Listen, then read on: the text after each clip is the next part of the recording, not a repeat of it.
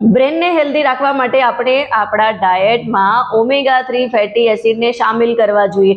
હવે ઓમેગા-3 fatty acid વિશે મોટાભાગના લોકોએ સાંભળ્યું છે અને જાણે પણ છે, પણ ઓમેગા-3 ફેટી એસિડ આપણા શરીરની અંદર શું ફાયદો કરે છે અને કેમ ઓમેગા-3 ફેટી એસિડ લેવું જોઈએ એ જાણવું ખૂબ જરૂરી છે.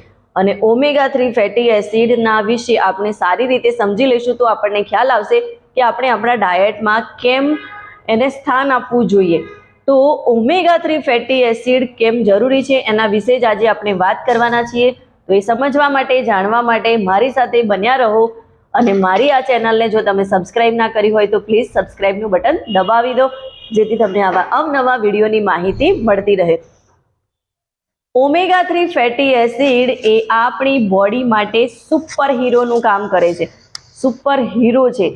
તો ઓમેગા-3 ફેટી એસિડ ના કેવળ આપણા મગજ માટે, આપણા હાર્ટ માટે ઉપયોગી છે, પણ સાથે સાથે આપણા શરીરને તંદુરસ્ત રાખવા માટે પણ એટલું જ ઉપયોગી છે.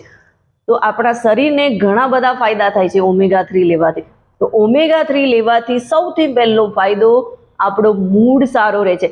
કેમ કે આપણે આજે જોઈ રહ્યા છીએ કે મોટાભાગના લોકોના મૂડ ખરાબ રહેતા હોય છે, સ્ટ્રેસ વધારે રહેતો હોય છે, ક્યારેય મૂડ ઓફ થઈ જાય છે, ક્યારેય ગુસ્સો આવી જાય છે, એન્ઝાઇટી ફીલ કરે છે, ડિપ્રેશનમાં રહે છે.